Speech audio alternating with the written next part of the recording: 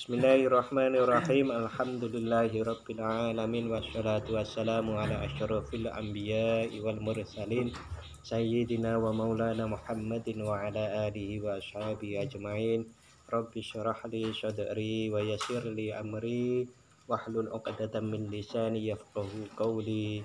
Rabbi zidni ilma warzuqni fahma. Amin ya rabbal alamin. Bapak-bapak dan saudara-saudara yang berbahagia, alhamdulillah pada kesempatan malam hari ini kita bisa bermuajahah kembali. Mudah-mudahan Allah menganugerahkan kebaikan-kebaikan kepada kita semuanya, amin. Shalawat serta salam semoga tetap terlimpahkan kepada Nabi Muhammad Sallallahu Alaihi Wasallam. Pada kesempatan malam hari ini masih membahas la yastaghfirul wirda illa jahulun. Tidak meremehkan kepada satu wirid kecuali orang itu bodoh. Kama qala fi lataifil minan. Sebagaimana Syekh Ibnu Athaillah di dalam kitab Lataiful Minan, beliau menulis berkata, wa'lamu, mengertilah kalian semuanya. Wa'lamu, mengertilah kalian semua, annallaha ta'ala, sesungguhnya Allah ta'ala auda'a anwarul malakut, menitipkan cahaya alam malakut fi asnafit ta'ati, di dalam macam-macam ketaatan.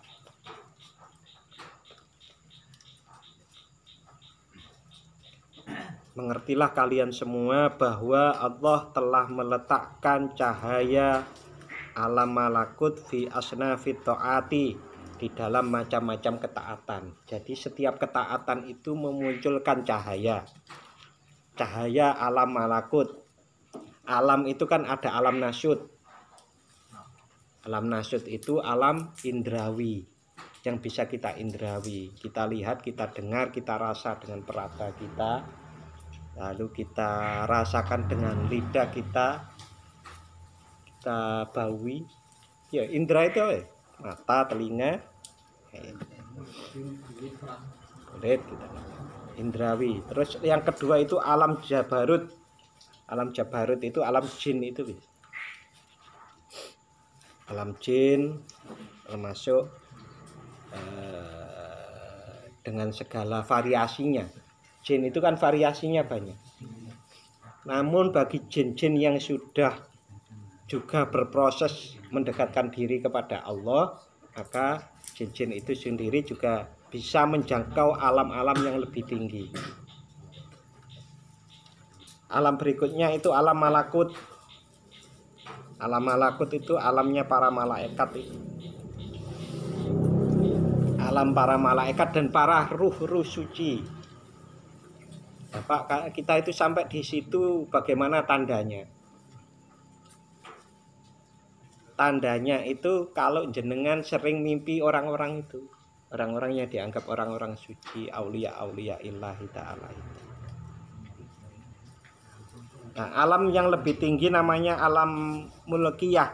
Itu pucuknya alam malakut, alam mulkiyah. Nah, alam mulkiyah itu dihuni oleh manusia, para nabi. Para nabi. Saya pernah mendengar suatu cerita seperti ini. Jadi cerita ini beliau itu dimimpikan Nabi Ibrahim sama Nabi Ismail. Dan Nabi Ibrahim lalu Nabi Ismail. Nah, di sekelilingnya dindingnya itu katanya emas. Buahnya anak-anak kecil.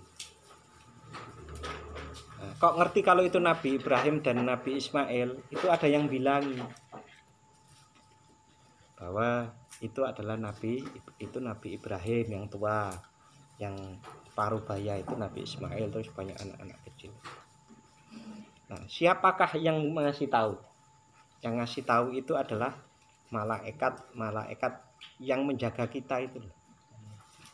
Di Ar-Ra'd 11 kalau malaikat hafadzah. Itu yang memberitahu seperti itu. Itu alamnya alam mulkiyah itu. Alam mulkiyah. Jadi kalau Anda menandai diri Anda itu nek mimpine kok diuber-uber kiri.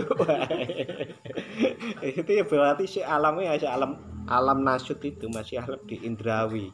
Mengapa kok di alam indrawi gitu? Karena itu simbol-simbol kan. Jadi begini nanti kalau itu dihubungkan antara alam-alam itu dengan kemudian kita menghubungkannya dengan tabaqatun nafs, tahapan-tahapan nafsu yang sering saya ceritakan, ada nafsu amarah, lawamah, mulhimah, mutmainnah, radhiyah, mardiyah, dan terakhir kamaliyah. Kalau ingin ngecek itu di kitab Sirajut Thalibin karyanya Syekh Ihsan Dahlan Jampes Kediri. Sirajut Thalibin itu syarahnya Minhajut Thalibin karya Imam Ghazali. Anda seringkali melihat tulisan itu ya, tulisan tahapan nafsu itu seringkali itu dinisbatkan kepada Imam Nawawi, tapi sampai sekarang saya tidak ketemu kitabnya. Ada juga yang menisbatkan bahwa itu pendapatnya siapa itu, kitab apa gitu, tapi itu saya cek juga nggak ada. Saya nemunya bahkan di kitab Sirajut Thalibin miliknya Kiai Ihsan Dahlan Jampes Kediri yang mensyarahi kitabnya Imam Ghazali Minhajut Thalibin. Karena di Imam Ghazali sendiri tidak 7 tapi cuma 4. Oke Bapak-bapak dan saudara-saudara, jadi nanti ada hubungannya itu. Semakin tinggi kebersihan jiwa seseorang, maka semakin tinggi seseorang itu dikasih anugerah oleh Allah pengalaman di alam-alam itu. Nah, ada yang pernah bermimpi jin juga toh? Ada juga, saya pernah dengar cerita orang bermimpi jin.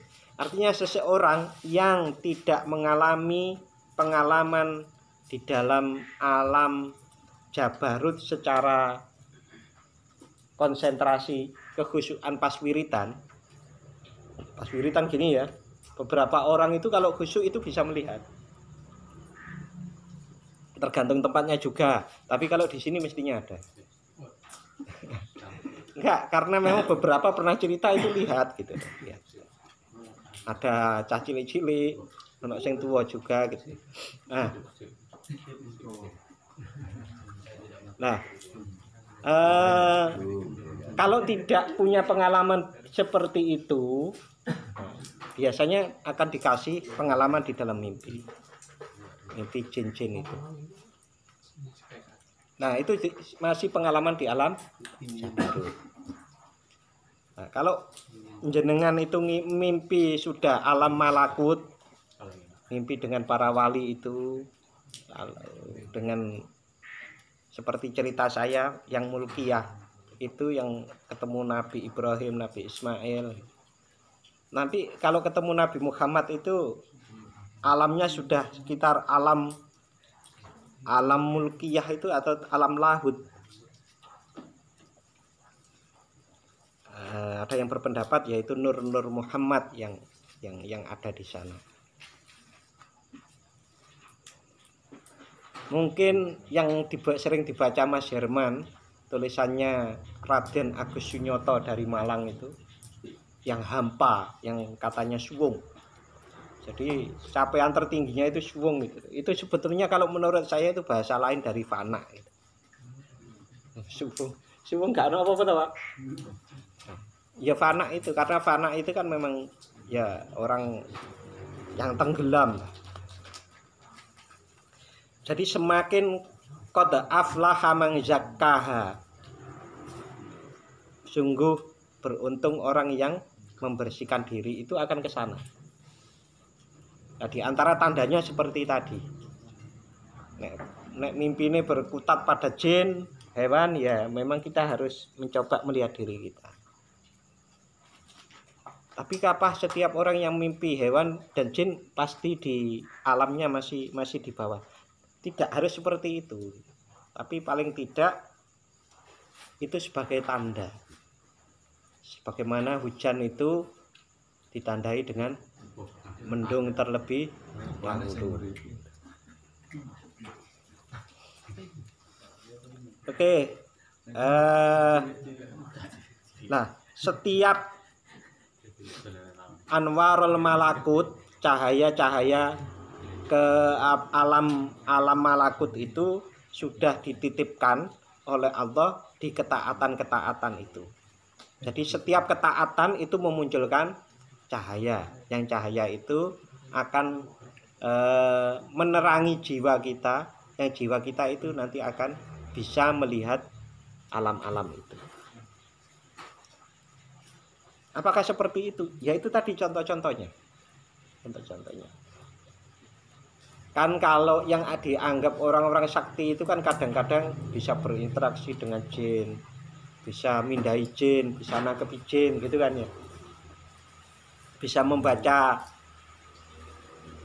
hati wong barang kayak gitu.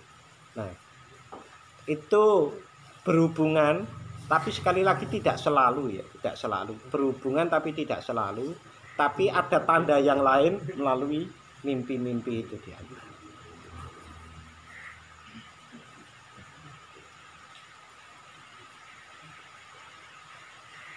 Ya, apapun ketaatan, apapun ketaatan itu nurnya beda-beda. Kok nurnya beda-beda? Jadi begini logikanya.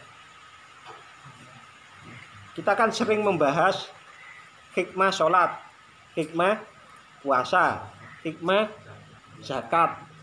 Nah, seseorang kalau melakukan itu, nurnya itu beda. Nur itu menerangi jiwa. Contoh, kalau seseorang itu zakat atau sodako, maka jiwanya itu kan gembira. Ada kebahagiaan, ada kepedulian yang terus ada kebahagiaan di setiap jiwa orang-orang yang sodako itu. Kecuali sodakonya bukan karena lillahi ta'ala ya. Wah, tak kayak 5 juta ya tiba nih, saiki ora tahu nyopo aku. Oh, 5 juta ya Pak, tak mirip gak nyebut nek iku aku bantu nang masjid. Umpamanya begitu. Hal lain itu. Nah, itu nur seperti itulah, hikmah seperti itu. Seperti puasa umpamanya. Nur dari puasa itu adalah berlatih menahan nafsu kan. Nah, itulah yang disebut sebagai cahaya-cahaya alam malakut yang menerangi diri kita. Sehingga kalau dihubungkan dengan firman Allah bahwa orang-orang yang berzikir la khaufun alaihim wa lahum yahzanun itu, ya karena cahaya yang semakin terang di dalam dirinya itu, jenenge terang kok iso sumpek. Sumpek itu, coba kata-kata sumpek itu kan sempit, gelap, gak enak, rasa gelisah gitu toh. Nah, kalau dada terang, jiwa terang itu, maka insya Allah tidak terjadi seperti itu. Nah, ini kan keterangan dari sungguh orang yang meremehkan wirid. Wirid itu adalah amal soleh yang dikerjakan terus menerus. Amal soleh terus menerus. Nah, kalau ada orang meremehkan itu karena diantaranya sudah ketiban warid tadi. Ketiban warid itu kan dadi sakti. Seringkali ketiban warid itu yang waridnya kandel besar itu seperti kesaktian-kesaktian itu. Biasanya wong nek wis sakti terus wiritane di malas wiritan dan lain-lain itu. Sesungguhnya ke sana arahnya. Fa inna man fatahu minat taat, sesungguhnya orang yang terlewatkan dari ketaatan sinfun, satu bagian, satu macam, au awaza minal muwafaqati, atau atau awaja itu sepi gitu, sepi atau kosong minal muwafaqati dari kesesuaian dengan perintah Allah. Muwafaqah itu kan kesesuaian, cocok dengan perintah Allah. Barang siapa yang terlewat dari ketaatan satu macam atau kosong dari ketaatan atau kesesuaian dengan perintah Allah, jinsun satu jenis, fakida minan nuri bimikdari dzalika bimikdari dzalik, maka dia akan kehilangan cahaya sesuai kadar meninggalkannya. Jadi kalau orang punya wirid sholat malam atau sholat witir, kalau dia tidak punya berarti dia kosong dari nur itu. Nur poso juga sudah sendiri, nur sholat, nur Al-Quran juga sendiri, nur dari wirid juga ada sendiri, macam wirid itu juga ada nurnya sendiri. Maka kalau jenengan ketemu dengan orang yang bisa nebak wiritan jenengan, itu karena nurnya memang beda-beda. Oh, cah iki wiritane lakoja terus sih, namanya begitu. Kok guyu Mas Arif, lakoja guyu terus. Ya kita dulu wiritane ayat kursi terus, wiritane surat Al-Ikhlas terus. Nah, kayak gitu itu nurnya itu beda-beda. Yang itu bisa dikenali tentu oleh orang-orang yang dikaruniai Allah hal seperti itu. Nah, kalau kita melewatkan itu, maka kita kelewatlah juga dengan nur cahaya itu. Tapi ada cahaya yang pokok yang diperintahkan oleh Allah. Sholat, zakat, poso, haji kalau mampu. Itu nurnya. Itu sudah cukup sebetulnya 5 itu. Kita lakoni dengan betul-betul saja itu sudah cukup. Untuk menerangi jiwa kita. Tapi kudu tenanan. Yang maksudnya tenanan itu apa? Ya mengerjakannya karena perintah Allah, bukan karena yang lain-lain. Sekali lagi seperti itu. Fala tuhmilu syai'an minat ta'at. Oleh karenanya jangan engkau menyia-nyiakan syai'an sesuatu pun minat ta'at dari ketaatan-ketaatan. Jangan anggap remeh sebuah ketaatan, walaupun itu kecil. Raketang itu ngguyu nang ngarepe kan. Wala tastagnau, dan jangan merasa cukup anil auradi, merasa cukup terhadap wirid. Merasa cukup terhadap wirid itu wisah wiritane kan. Bil waridat, sebab karena munculnya warid. Warid itu adalah anugerah Allah yang diberikan karena wiritan itu. Ya di antaranya ya, umpamanya orang wiritannya itu sholat duha terus, wis sugih baru wiritane di sholat duhane ditinggal, agak seperti itu. Wis oleh karomah baru sholat bengine ora dilakoni. Wala taradau li anfusikum, dan jangan engkau rela terhadap dirimu sendiri bima radiya bihil muddaun, sebagaimana relanya orang-orang yang mengaku-ngaku min jarjil haqaiqi, dari berjalannya hakikat ala alsinatihim, di mulut mereka. Jadi ada orang yang orang itu rela dan ridho meninggalkan wiritan, meninggalkan ketaatan, tapi bicaranya hakikat. Ngomong itu hakikat terus. Saking hakikatnya gak gelem sholat. Kan saya sudah sholat setiap saat, setiap waktu. Jadi nggak usah sholat rukuk dan sujud seperti kalian. Kalian kan makomnya masih cepete-cepete ibaratnya. Saya sudah tinggi, jadi tidak usah sholat seperti kalian. Bicaranya hakikat. Tapi mereka adalah orang-orang yang rela meninggalkan ketaatan, rela meninggalkan wirid-wirid itu. Nah, ini di dalam oleh Syekh Ibnu Athaillah dianggap orang yang mengaku-ngaku saja pembicaraannya. Jadi min jarjil haqaiqi ala alsinatihim. Mereka banyak bicara dengan hakikat.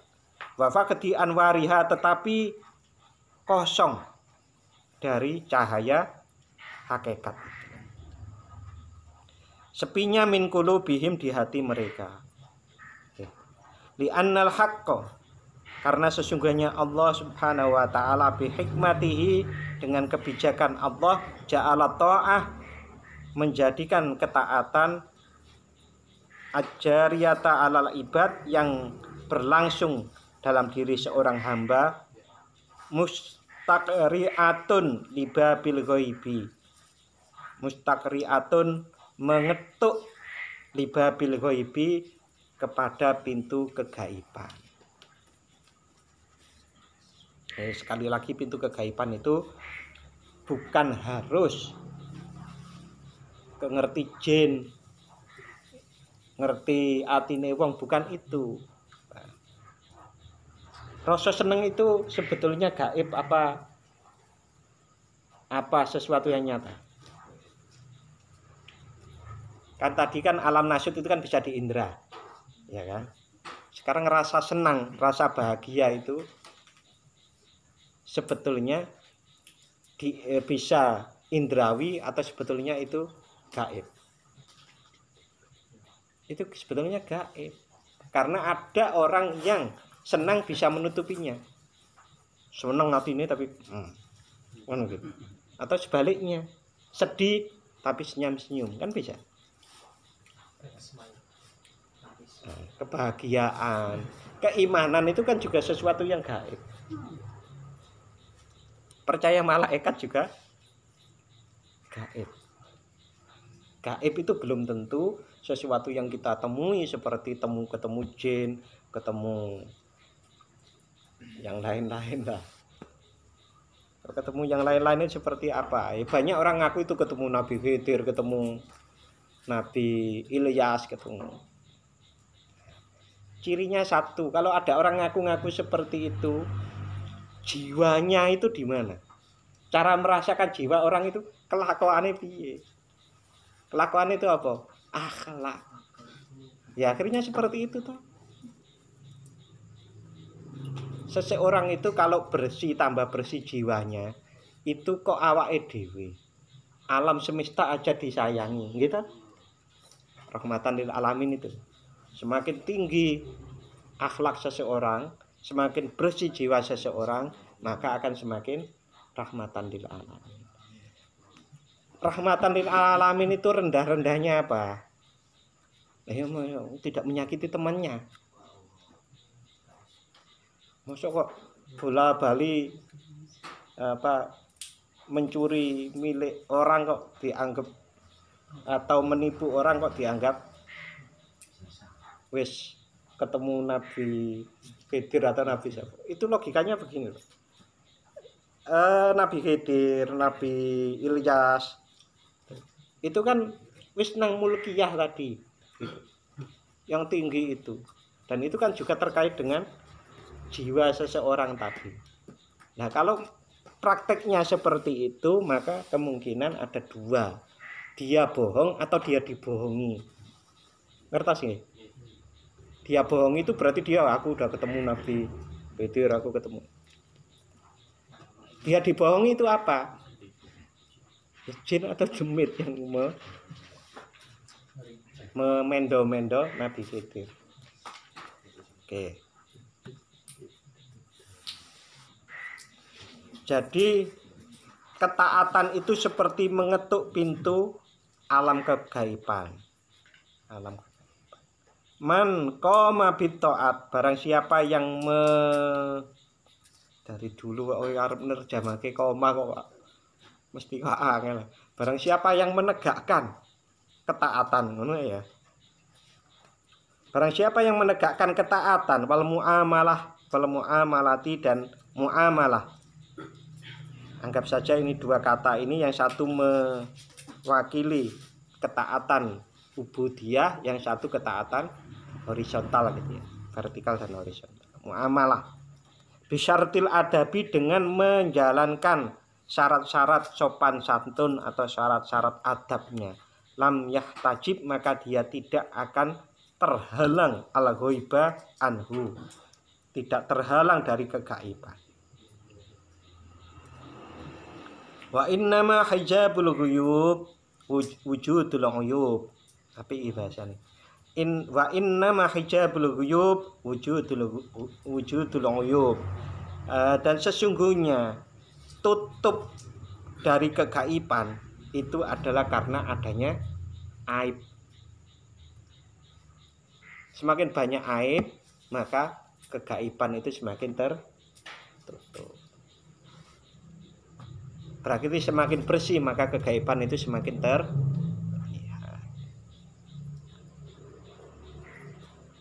Wattatahhuru minal aibi, dan bersuci, membersihkan diri minal aibi, dari aib atau ketidaktaatan. Aib itu maksiat gitu. Yaftahu laka babal ghaibi, yaftahu laka, maka akan membuka untukmu babal ghaibi, pintu kegaiban. Wala takun mimman yatlubullaha li nafsi, dan janganlah kalian seperti orang-orang yang meminta kepada Allah li nafsihi, untuk kepentingan nafsunya, meminta atau berdoa gitu, atau menuntut. Wala takun mimman yatlubullaha li nafsihi, dan janganlah engkau termasuk orang-orang yang memohon kepada Allah atau menuntut Allah untuk kepentingan nafsunya. Wala yutalib nafsahu lillah, dan janganlah memaksa atau menuntut kepada nafsu, tercapainya keinginan nafsu lillahi, kepada Allah. Fadzalika, orang-orang yang seperti itu tadi, yang berdoa, yang meminta, yang menuntut Allah untuk kepentingan nafsu-nafsunya, itu adalah halul jahilin, keadaannya orang-orang yang bodoh. Alladzina lam yafhamu, yang mereka itu belum paham, anillah, tentang Allah. Jadi kapan itu saya ditanya, Pak, kalau orang itu sering suudzon kepada Allah, itu sebabnya apa? Jawaban saya, ya karena nggak kenal Gusti Allah. Kita itu kan sering prasangka kepada orang saja, itu karena tidak betul-betul mengenal orang itu. Tapi kalau kita itu lebih mengenal orang, maka kita bisa jadi ada dua, ya memang wong iku elek gitu loh, atau ya omong orang itu baik, prasangkanya nggak ada. Begitu juga orang suudzon kepada Allah itu karena tidak kenal Allah. Seringkali suudzon itu muncul kalau kita mengandalkan, merasa sudah melakukan yang terbaik perintah-perintah Allah. Wiritan saya itu wis puluhan ewu loh Pak bendino, tapi kok saya perasaan kok uripe kok ya ngene-ngene wae. Itu bahkan tidak hanya suudzon tapi menggugat. Tapi kalau orang itu semakin tahu Allah, itu akan nanti, oh terima kasih ya Allah, nggih Gusti, kok kula sami'na wa ata'na. Itu akan selalu seperti itu nanti. Karena Allah itu maha itu loh, maha bijak, maha alim, maha mengetahui.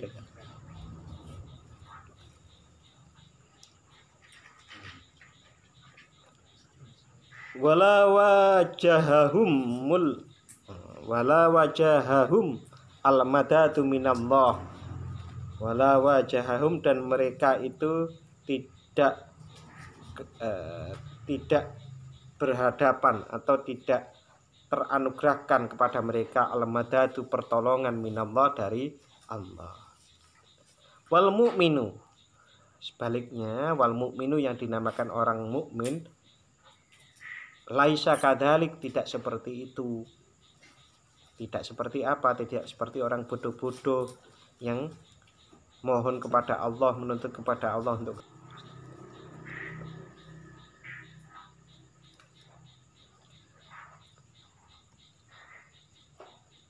kalau seorang mukmin itu dengan terjadinya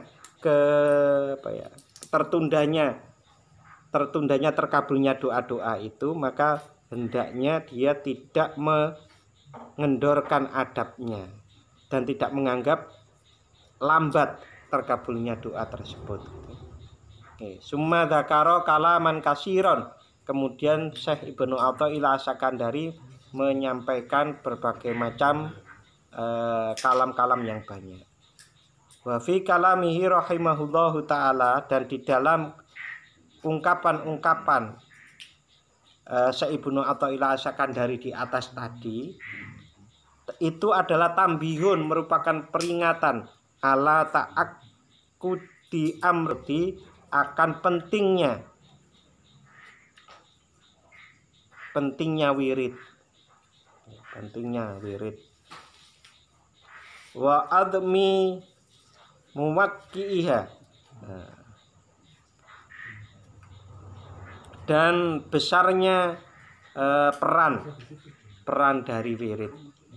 Jadi Syekh Ibnu Athaillah As-Sakandari di dalam kitab Lataiful Minan itu tadi menceritakan hal seperti itu untuk mengingatkan kita akan pentingnya wirid dan besarnya peran wirid minat dini di dalam agama. Wirid, sekali lagi wirid bukan hanya yang itu ya 1000 2000 kita gitu, tetapi ketaatan yang kita istiqomahkan.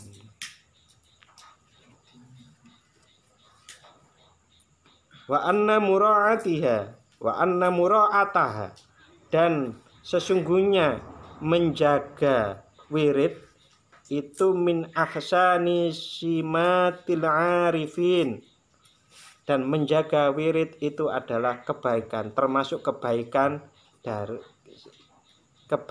dari tanda-tanda orang-orang yang makrifat kepada Allah. Titik. Waqat ruwiya al-Junaid radhiyallahu an, dan ru'iyah bukan ruwiyah. Waqat ru'iya al-Junaida, dan sungguh telah terlihat Syekh Junaid radhiyallahu an wa fi yadi sabhatun, dan di tangannya ada tasbih. Faqila lahu, kemudian orang yang lihat itu bertanya kepada Syekh Junaid Al-Baghdadi, anta ma'a syarofika ta'khudu biyadika sabhatun. Syekh, engkau dengan kemuliaanmu kok masih memegang dengan tanganmu tasbih? Maksudnya Syekh Junaid itu kan sudah terkenal orang nganggo, terkenal sebagai seorang wali, orang nganggo tasbih wae tetap zikir ngoten. Orang itu malah heran, kok dengan tingkat seperti dia kok sik memegang tasbih. Faqala, Syekh Junaid menjawab, "Na'am. Iya, saya memang masih memegang tasbih. Sababun wasolana bihi ilama wasolana, sebuah sebab yang mewusulkan kami ila mawasolna, sampai kepada makom yang kami telah sampai, la natrukuhu abadan, maka kami tidak meninggalkannya selamanya. Wa kana yadkhulu kulla yaumin hanutahu, dan Syekh Junaid itu tiap hari masuk ke warungnya, warung maksudnya tempat usahanya. Wa yusbilus sitra, dan sesudah masuk ke dalam warung itu kemudian dia menurunkan kelambunya. Kelambu itu ya tutup dari kain itu. Korden. Wa yusolli, dan kemudian dia sholat arba'a mi'ata raka'atin, 400 rakaat. Oke Pak. Jadi beliau itu Syekh Junaid al-Baghdadi itu tiap hari ke warung. Kalau pas nggak ada pembeli, korden ke warung tapi kordennya diturunkan, artinya nggak mengharapkan pembeli. Nah itu kalau ibaratnya ditutup gitu ya. Terus beliau itu sholat 400 rakaat. Kantuk mboten to sholat 400 rakaat ngoten niku ya boleh. Karena sholat mutlak itu boleh dilaksanakan sebanyak-banyaknya, asal tidak waktu-waktu yang dilarang. Summa yaudu ila baitihi, kemudian beliau Syekh Junaid itu kembali ke rumahnya. Waru'iya ba'da wafatihi, dan kemudian beliau dilihat sesudah meninggalnya fil manami, di dalam sebuah mimpi. Mungkin santrinya yang mimpi. Faqila lahu ma fa'alallahu bik, kemudian ditanyakan kepada beliau, faqila lahu ma fa'alallahu bika, apa yang diperbuat Allah kepadamu wahai Syekh Junaid? Faqala tohat tilkal isyarat, Syekh Junaid menjawab, tohat tilkal isyarat, isyarah itu bersemburat. Bersemburat itu ya artinya hilang dengan semburat. Wafaniyat tilkal ibarat, dan telah hilang ungkapan-ungkapan, maksudnya isyarah, warid itu, dan ungkapan-ungkapan yang pernah sampaikan oleh Syekh Junaid itu telah hilang. Wa ubidat tilkar rusum, dan telah terhapus rumusan tulisan-tulisan. Maksudnya tulisan-tulisan beliau itu tidak ada gunanya gitu loh pas waktu dimimpikan. Jadi Allah itu tidak memandang itu. Bahwa batil kal'ulum, dan ilmu-ilmu yang beliau punya itu juga tidak berguna. Wa ma nafa'ana illa raqai'atin,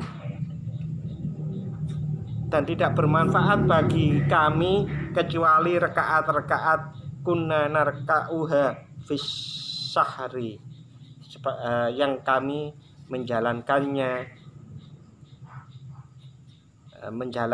narka'u rukuk,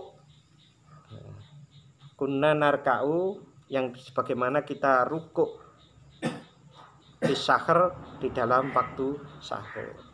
Bapak-bapak dan saudara-saudara, ini Syekh Junaid al-Baghdadi menceritakan di sini betapa amal-amal yang banyak itu, termasuk 400 rakaat di warung itu, ternyata bukan itu yang berguna, tapi yang berguna adalah rakaat-rakaat sebelum sahur. Bagaimana dengan kita menyikapi hal ini? Kita kan sama-sama nggak tahu yang paling bermanfaat nanti di akhirat yang mana kan? Ya udah kerjakan aja. Nah, teori probabilitas itu semakin banyak yang kita kerjakan, semakin banyak yang akan muncul toh, yang akan cocok. Kalau sedikit berarti ya semakin sedikit probability, kemungkinannya seperti itu. Bapak, yang paling penting di sini sebetulnya adalah bagaimana kita itu betul-betul melakukan aktivitas ketaatan. Itu adalah ketaatan.